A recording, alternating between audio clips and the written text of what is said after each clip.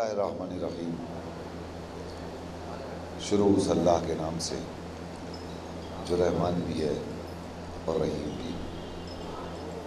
ساری تعریفیں اسی خدائے وحدہ لا شریک کے نام جو کائنات کے ذرے ذرے کا مالک بھی ہے، حاکم بھی ہے، خالق بھی ہے، معظم بھی ہے، عظیم بھی ہے، مکرم بھی ہے، کریم بھی ہے، محترم بھی ہے، واجب الاحترام بھی ہے۔ وہ اس وقت بھی تھا جب کوئی نہیں تھا، وہ اس وقت بھی رہے گا جب کوئی نہیں رہے گا۔ وہ تھا تو کس کیفیت میں تھا، کس شکل میں تھا، کس طرح تھا، کہاں تھا، کب سے تھا، کیسے تھا، کون اسے جانتا تھا۔ اس نے خود آواز دی، کنت کنزا مخفیہ، میں چھپا ہوا خزانہ تھا۔ فاحببت ان اعرف، میں نے چاہا کہ میں پہچانا جاؤں۔ فخلقت الخلق، تو میں نے خلق کو خلق کر دیا۔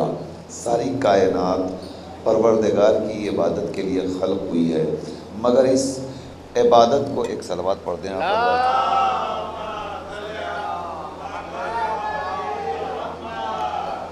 بندوں کو بندگی کا حق سکھانے کے لیے اگر رہبران دین نہ آتے تو ہمیں عبادتوں کا سلیقہ نہیں حاصل ہوتا۔ یہی وجہ تھی کہ وہ معبود تھا، اس نے چاہا کہ میں پہچانا جاؤں، تو اس نے کچھ ایسی ذوات مقدسہ کو خلق کیا جنہیں اپنے کمالات کا مظہر بنایا، اپنے صفات کا مظہر بنایا، اپنی خوبیوں کا مظہر بنایا۔ وہ اعلیٰ، وہ محمود تھا، اس نے محمد کو مرحلہ تخلیق سے گزارا۔ وہ اعلیٰ تھا، اس نے علی کو پیدا کیا۔ وہ فاطر السماوات تھا، اس نے فاطمہ کی تخلیق کی۔ وہ محسن تھا، اس نے حسن کو دنیا میں بھیجا۔ وہ قدیم الاحسان تھا، اس نے حسین کو اس کائنات میں بھیجا۔ وہ معبود تھا، اس نے عابد کی تخلیق کی۔ وہ عالم علم لدنی تھا، اس نے باقر العلوم کو اس دنیا میں بھیجا۔ وہ صداقتوں کا خالق اور پروردگار تھا، اس نے جعفر صادق کو بھیجا۔ وہ غصے میں صبر کرنے والا تھا، اس نے موسی کاظم کو پیدا کیا۔ وہ راضی بر رضا رہنے والا تھا، اس نے اپنی رضایت کا مظہر بنا کر علی رضا کو اس دنیا میں بھیجا۔ وہ صاحبان تقویٰ کو پسند کرنے والا تھا، اس لیے اس نے محمد تقی کو خلق کیا۔ وہ نظافتوں کو پاک پسندیدہ کر رکھنے والا تھا، اس نے علی النقی کو مرحلہ تخلیق سے گزارا۔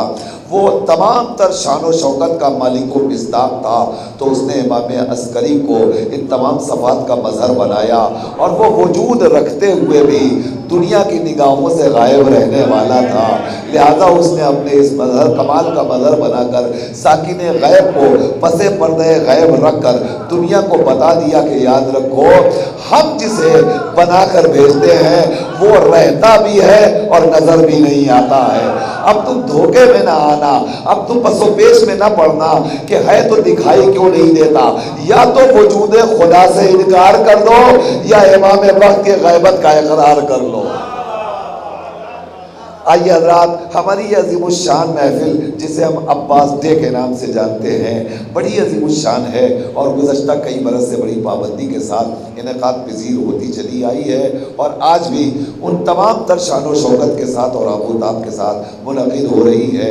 اس محفل میں ہمیشہ ابتدا حدیث قصہ سے کی گئی، ابتداً حدیث قصہ ہوگی، حدیث قصہ کے بعد نعت حضور سرور کائنات کا نذرانہ پیش کیا جائے گا، نعت کے بعد نثری نذران عقیدت اور پھر منظوم سلسلے کا آغاز ہوگا۔